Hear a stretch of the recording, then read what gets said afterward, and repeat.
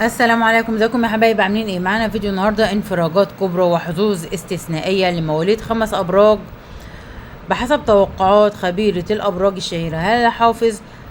هناك عده ابراج ستشهد انفراجات كبيره وتغيرات ايجابيه في شتى جوانب حياتهم. أولهم برج العذراء، انطلاقة جديدة نحو الثراء والنجاح. سيشهد مواليد برج العذراء فترة من الرخاء والازدهار بدءا من سبتمبر. يترقب هؤلاء الأفراد تحسنات ملموسة في وضعهم المالي، كما ستتحسن علاقتهم الاجتماعية بشكل ملحوظ. ستفتح أمامهم أبواب جديدة في العمل والحياة الشخصية، مما يجعل هذا الشهر فرصة ذهبية لتحقيق الأهداف التي كانوا يطمحون إليها. برج الميزان، صعود مالي وتحسن مهني ملحوظ. مواليد برج الميزان سيستقبلون سبتمبر بفرص مالية هامة. من المتوقع أن يحصلوا على أموال غير متوقعة ويشهدون تحسنا واضحا في مسيرتهم المهنية. ستكون هذه الفترة مثالية لتحقيق المشاريع التي كانت مؤجلة والاستفادة من الفرص التي ستسهم في تعزيز مكانتهم المالية والمهنية.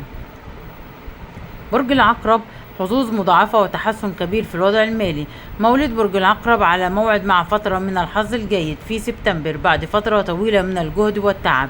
ستأتي مكافآت مالية مميزة.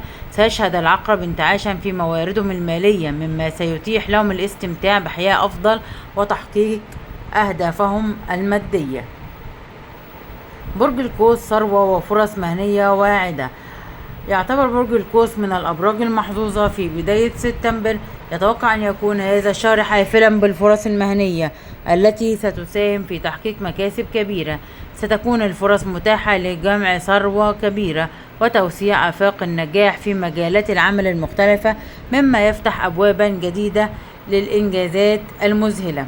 برج الجدي، تحسنات كبيرة في العمل والعلاقات. معروف بجهده واجتهاده، سيشهد مواليد برج الجدي تحسنات ملحوظة في سبتمبر على الصعيدين المهني والمالي. سيتلقى الجدي مكافآت على عمله الدؤوب، وسيرى تطورا إيجابيا في علاقاته المحيطة. ستكون هذه الفترة فرصة لتحسين الروابط الاجتماعية والمهنية، مما يعزز من فرص النجاح والازدهار. وبكده حبايبي يكون ده الفيديو بتاعي.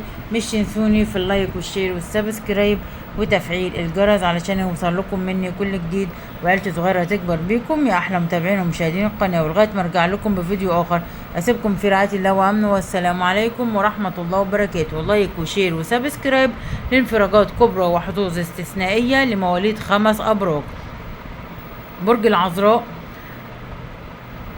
البرج الثاني برج الميزان، برج العقرب، برج القوس، برج الجد. لايك وشير وسبسكرايب.